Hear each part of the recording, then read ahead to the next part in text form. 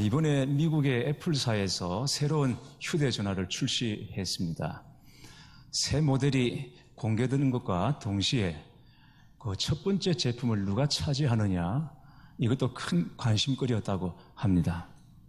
그런데 1호 제품을 손에 쥐게 된 사람은 매장 앞에서 무려 23일 동안 꼼짝 않고 기다리고 있다가 문을 여는 동시에 1등으로 그 신제품을 차지하는 행운의 주인공이 되었다고 합니다. 그 사람 주변에 많은 인파가 몰려들어서 마치 영웅을 맞이하는 것처럼 환호하고 축하하는 모습을 보았습니다. 사실 여러분 그렇지 않습니까? 1호, 2호, 3호 이게 별 의미가 없는 것이거든요. 한 달 뒤에 사도 기계는 다 같은 것입니다. 그런데 그 첫 번째 나오는 것, 그걸 차지하려고 사람들이 23일 동안 거기 앞에 아주 눌러 있습니다. 그래서 그걸 손에 쥐고는 기뻐하고 그러는 것이죠. 1등이 그렇게 좋은 것인가 봅니다. 그러나 세상에 1등은 언제나 하나밖에 없습니다. 그래서 1등만 알아주는 더러운 세상, 이렇게 시대를 한탄하고도 그렇게 합니다. 그러나 복음 안에서는 모든 것이 다 달라집니다. 역전이 됩니다. 여러분, 우리 하나님은 역전의 명수이십니다. 인간적인 순위와 서열이 바뀌는 것입니다. 나중된 자로서 먼저 될 자도 있고 먼저 된 자로서 나중될 자도 있느니라 하셨습니다. 먼저 된 자가 나중될 위험도 있지만 그러나 먼저 되지 못한 수많은 나중된 자들이 먼저 될 소망이 주 안에 있는 것입니다. 오늘 본문은 이런 반전과 새로운 질서에 대하여 하나님께서 우리에게 말씀하십니다. 이삭은 40세에 리브가와 결혼을 했습니다. 그런데 리브가의 태에 아이가 들어서지를 않습니다. 둘 사이에 자식이 없이 지낸 세월이 20년이 지났습니다. 오랜 세월 자식이 없이 지낸 것은 아버지 아브라함과 똑같습니다. 이삭은 임신하지 못한 리브가를 위해 하나님께 기도했습니다. 이삭의 기도에 하나님께서 응답하셔서 쌍둥이를 잉태하게 됩니다. 이 쌍둥이가 바로 에서와 야곱입니다. 그런데 쌍둥이가 계속 태 안에서 싸웁니다. 아까 우리 서희자 집사님이 성경 봉독하실 때 싸운다 그랬는데 싸우지 않고 싸웠습니다. 리브가가 해산을 하기도 전에 태중에 있는 아이들 때문에 괴로워 죽을 지경이 된 것입니다. 리브가는 견디다 못해 하나님께 여쭈어 보았습니다. 이럴 경우에는 내가 어찌할꼬? 하나님, 제 속이 너무 괴로워서 죽을 지경입니다. 이 요동이 치고 속이 울렁거리는데 도대체 뭐 때문입니까? 제가 혹시 죽을 병이라도 걸린 것입니까? 지금 같으면 산부인과 가서 초음파 검사해보면 금방 알 수 있죠. 그러나 그때는 그런 게 없으니까 리브가가 뭔가 크게 잘못되었구나. 그리고는 근심을 했던 것입니다. 리브가가 이 문제를 놓고 하나님께 나아가 물었을 때에 하나님께서 놀라운 말씀을 하십니다. 23절 말씀을 보겠습니다. 여호와께서 그에게 이르시되 두 국민이 내 태중에 있구나. 두 민족이 내 복중에서부터 나누이리라. 이 족속이 저 족속보다 강하겠고 큰 자가 어린 자를 섬기리라 하였더라.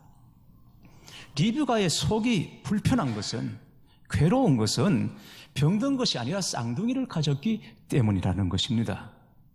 이 쌍둥이가 거의 매일같이 어머니 태 속에서 싸우고 있습니다. 그리고 이 쌍둥이는 두 민족으로 갈라질 것이고 더 중요한 것은 큰 자가 작은 자를 섬기게 될 것이라고 말씀하시는 것입니다.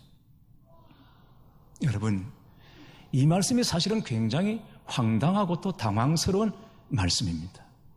왜냐하면 이런 상황이 이스마엘과 이삭이라면 이해할 수 있습니다. 왜냐하면 다른 어머니에게서 서로 태어났고, 그리고 하나는 육신의 방법으로, 그리고 하나는 하나님의 방법에 의해서 서로 다른 조건에서 태어났기 때문에 이런 차별이 있다 해도 어느 정도 이해할 수가 있습니다. 그러나 에서와 야곱은 경우가 다릅니다. 같은 아버지, 같은 어머니 아래서 태어났습니다. 더구나 그들의 운명이 결정된 것은 그들이 태어난 다음에 그들이 행한 어떤 행위의 그 선악관의 문제가 아니라는 것입니다. 태 속에 있을 때, 어머니 뱃속에 있을 때부터 에서가 야곱을 섬기기로 이미 결정이 된 것입니다. 이 사실을 구약성경 마지막 말라기에서 다시 한번 확인해 주고 있습니다. 말라기 1장 2절 3절에 보면 나 여호와가 말하노라 에서는 야곱의 형이 아니냐 그러나 내가 야곱을 사랑하였고 에서는 미워하였으며 그의 산들을 황폐하게 하였고 그의 산업을 광야의 이리들에게 넘겼느니라. 그리고 신약성경 로마서 9장 13절에서도 같은 말씀을 하고 있습니다. 기록된 바 내가 야곱은 사랑하고 에서는 미워하였다 하심과 같으니라. 누가 이렇게 정했습니까? 하나님이 하셨습니다. 무슨 근거로? 모릅니다. 여러분, 그렇다면 하나님이 정말 너무하시는 거 아닙니까? 하나님이 너무 일방적이지 않습니까? 왜 아무 잘못도 없는 에서를 미워합니까? 야곱은 또 뭘 잘했기 때문에 그토록 사랑하시는 것입니까? 왜? 태 속에 있을 때부터 지금 아이들의 형질이 지어지고 있는 그때에 하나는 미워하고 하는 사랑은 그들의 행위의 선악간에 어떤 결과도 없습니다. 그냥 하나님께서 그렇게 하시기로 결정하신 것입니다. 왜 그랬습니까? 이유가 무엇입니까?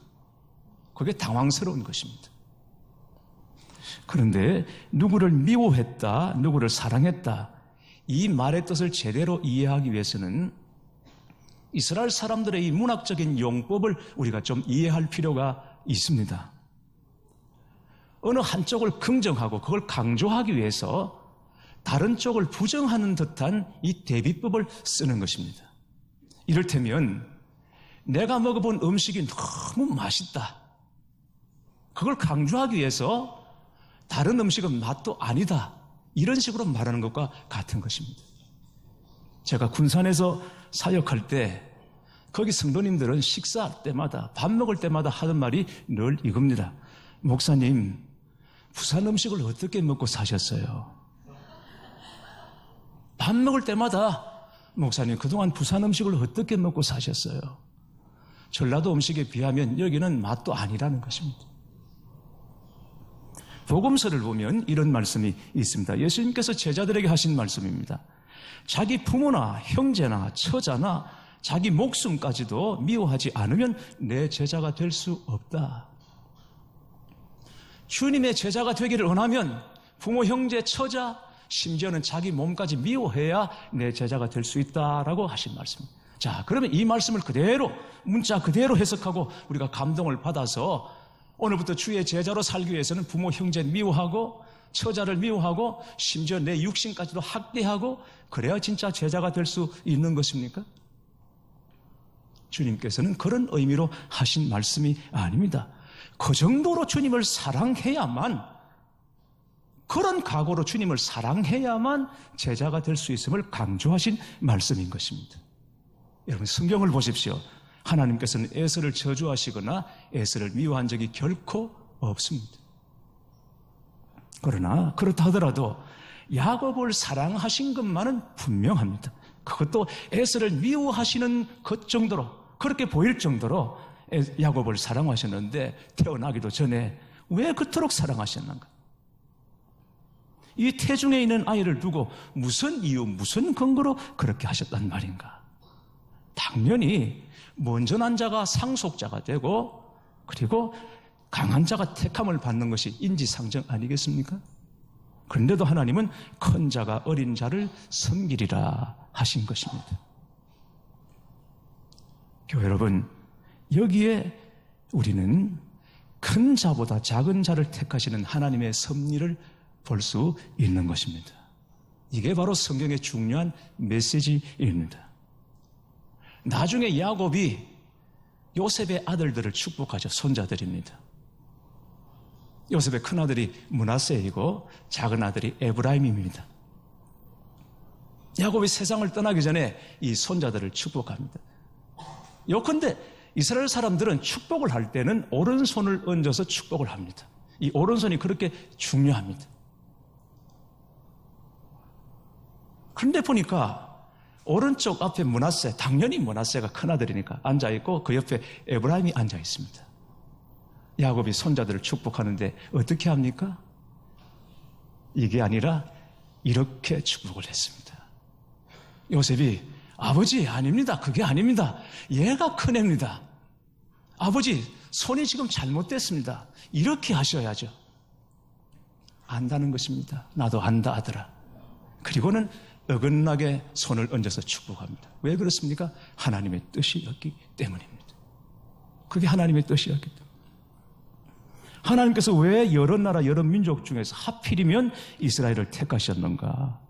신명기 7장 7절에 이렇게 말씀하고 있습니다. 여호와께서 너희를 기뻐하시고 너희를 택하심은 너희가 다른 민족보다 수요가 많은 연고가 아니라 너희는 모든 민족 중에 가장 적으니라. 하나님께서 이스라엘 백성들을 택하신 이유는 여러 민족들 중에 가장 작은 민족이기 때문에 택하셨다는 것입니다. 여러분, 여기에 하나님께서 저와 여러분에게 주시는 메시지가 있습니다. 왜냐하면 우리가 얼마나 약합니까, 여러분? 세상과 비교해서 우리는 얼마나 부족한 자들입니까? 얼마나 적은 자들입니까? 우리가 하나님을 알기 전에는 이 작은 것 때문에, 이 약한 것 때문에 우리가 좌절을 겪고 우리가 열등감을 느꼈습니다. 약한 것, 작은 것, 이 부족한 것은 우리의 좌절과 열등감의 이유였던 것입니다. 그러나 하나님의 뜻을 알고 나면 이 작은 것이 하나님의 관심의 대상이고 이 약한 것이 바로 하나님의 축복의 조건임을 알게 되는 것입니다. 여러분, 얼마나 놀라운 일입니까? 그러나 무조건 약하다고 하나님이 택하시는 것이 아니고 무조건 작다고 하나님께서 들어 쓰시는 것은 아닙니다. 우리가 약하고 부족하고 미련해도 주 안에 있을 때, 예수님 안에 있을 때 주님께서 우리를 택하시고 들어 쓰시는 줄 믿으시기를 바랍니다. 복음서를 보면 겨자씨 하나가 자라서 나무가 되매 새들이 날아와 가지에 깃들이느니라 하는 말씀이 있습니다. 이스라엘 사람들은 가장 작은 것을 비유할 때 겨자씨라고 비유합니다. 우리로 말하면 좁쌀 정도? 가장 작다는 것을 표현할 때 겨자씨의 비유를 합니다. 그런데 그 겨자씨 하나가 땅에 심겨져서 싹이 나더니 나물처럼 됩니다. 그런데 거기서 그치지 않고 자라서 큰 나무가 되어서 그 가지에 새들이 날아와 깃들이더라 하는 말씀인 것입니다. 여러분, 중요한 것은 모든 겨자씨가 다 나무가 되는 것은 아닙니다. 모든 겨자씨가 새들이 날아와 앉을 정도로 크게 자라는 것은 아닙니다. 주님이 이 겨자씨 비유를 통해서 하시고 싶은 말씀은 비록 작은 겨자씨 하나라 할지라도 주 안에 있을 때 그게 자란 나무가 되어서 새들이 날아와 노래한다라고 말씀하시는 것입니다. 주 안에 있을 때. 그러면 왜 하나님께서 작은 자, 약한 자를 택하시는가? 그 이유를 고린도전서 1장 29절 31절에 이렇게 밝혀주고 있습니다. 이는 아무 육체도 하나님 앞에서 자랑하지 못하게 하려 하심이라. 자랑하는 자는 주 안에서 자랑하라. 하나님께서 약한 자, 작은 자를 택하시는 이유는 강한 자들로 하여금, 큰 자로 하여금 스스로 자랑하지 못하게 하기 위해서. 여러분, 사람이 넘어지는 것이 꼭 약해서 넘어지는 줄 아십니까? 그렇지 않습니다. 약한 것 때문에, 그 약점 때문에 사람이 넘어지는 것 같지만 사실은 그 반대입니다. 강하다고 생각하는 것, 자기가 자부하는 것, 거기에 대부분 사람들이 넘어집니다. 믿음을 자랑하다가 불신에 넘어지고 온유함을 자랑하다가 혈기에 넘어집니다. 경건을 자랑하다가 부정함으로 넘어지는 사람들이 얼마나 많은지 모릅니다. 그런 것입니다. 경건한 성도가 넘어지는 것이 바로 이 자랑입니다. 내가 좀 더 잘 믿는 것 같고 내가 좀 더 신령한 것 같고 그렇게 보여서 사람들로부터 인정받고 싶은 이 욕구, 여러분 이게 문제입니다. 어느 교회나 어느 단체나 가더라도 거기 갈등과 분쟁과 다툼이 다소간에는 다 있습니다. 없는 교회가 없고 없는 단체가 없습니다. 문제는 주님이 아닌 자신을 내세우려고 하기 때문에 갈등도 분쟁도 다툼도 있는 것입니다. 돈이 있는 사람은 그 돈 가지고 누릴 수 있는 것들을 자랑하려고 합니다. 공부를 많이 한 사람은 학식을 자랑하고 싶어하고 어느 교회는 교회 건물을 자랑하기도 하고 우리 목사님이 유명하다고 담임 목사를 자랑하고 교인의 숫자 자랑하고 우리 교인 중에는 저명한 인사들이 이렇게 많다라고 그것을 자랑하고 심지어 어느 교회에서는 교회에서 파송한 선교사 숫자를 자랑하기도 합니다. 여러분 그렇게 자랑하다가 넘어지는 겁니다. 그것 때문에 넘어지는 겁니다. 그리스도인은 십자가 외에는 결코 자랑할 것이 없습니다. 그래서 자랑하는 자는 주 안에서 자랑하라는 말씀인 것입니다.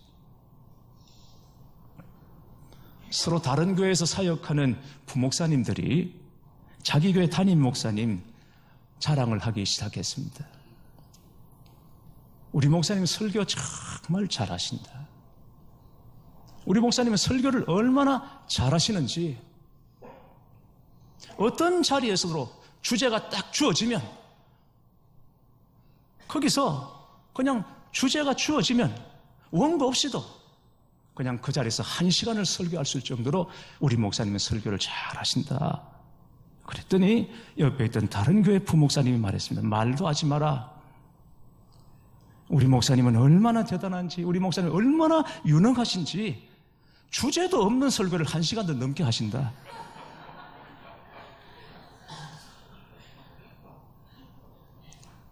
유능하면 하나님께 쓰임받지 못합니까? 잘난 사람은 쓰임받지 못하는 것입니까? 그렇지 않습니다. 유능해도 쓰임받습니다. 강한 자도 쓰임받습니다.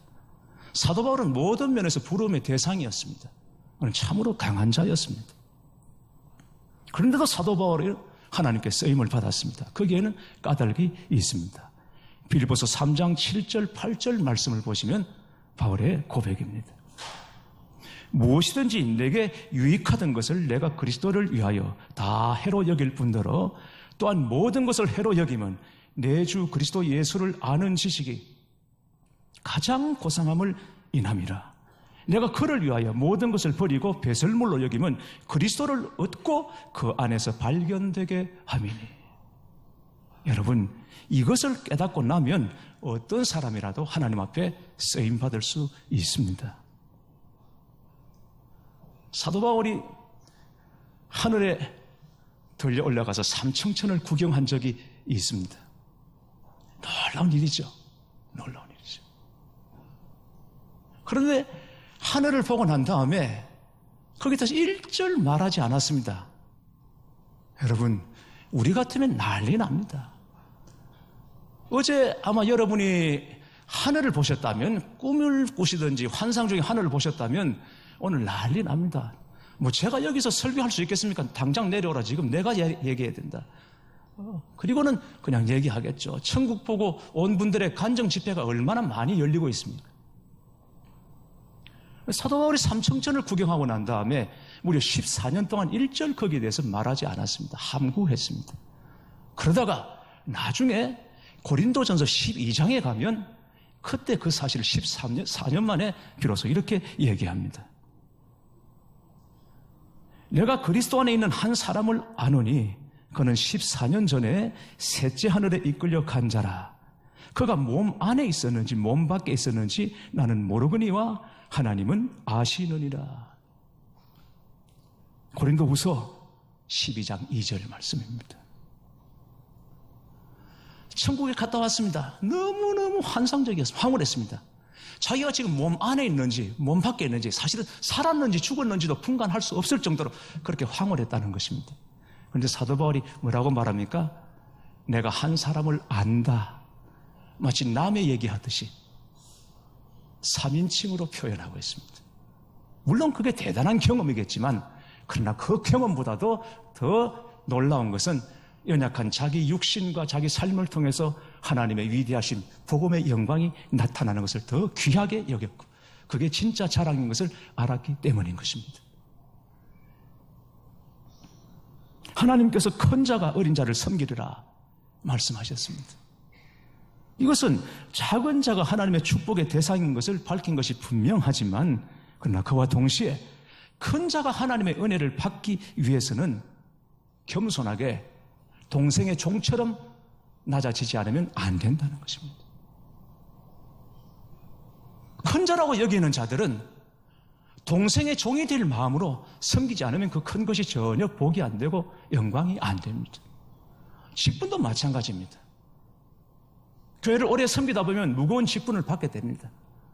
그러나 그 무거운 직분을 가지고 가장 연약한 자, 새 가족의 종이 되지 않으면 그 직분이 피차 모두에게 무겁기만 할 뿐입니다. 그건 덕이 안 됩니다. 본이 안 되는 것입니다. 에서는 세상이 보기에 큰 자고 탁월한 자였습니다. 그러나 야곱은 어린 자요 볼품 없는 자였습니다. 이 세상의 큰 자들에 비하면 우리는 다 야곱 같은 존재입니다. 그렇다고 우리가 세상의 큰 자 에서를 흉내내고 따라가면 안 됩니다, 여러분. 내가 야곱인 것은 분명하지만 그렇다고 세상 보고 에서를 흉내내고 에서를 따라가면 안 되는 것입니다. 그건 우리의 삶의 방식이 아닙니다. 성도는 자신의 약한 것을 알 때 이긴다는 것을 알아야 합니다. 그래야 하나님의 쓰임을 받을 수 있습니다. 하나님께서는 40세 혈기왕성한 모세는 멀리 광야로 내보내셨습니다. 그리고 80세 좌절로 나약해진 모세를 다시 불러 쓰셨다는 것을 여러분 잊지 마시기 바랍니다. 이게 하나님의 방법입니다. 예수님께서 제자들을 택하실 때 당대 유능한 사람들을 공채하지 않았습니다. 그렇게 불러 모으지 않았습니다. 모두 다 약한 자들이었죠. 그러나 그런 자들과 함께 하셔서 하나님의 나라를 도모하셨다는 것, 그리고 마침내 세상을 변화시키기 시작했다는 것을 여러분 기억하셔야 합니다. 살다 보면 자신이 너무 무력하고 부족하다는 것을 자꾸만 느끼게 됩니다.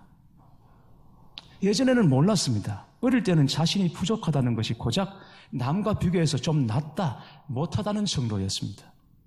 그런데 나이가 들면 그냥 나 자신이 너무 약한 것입니다.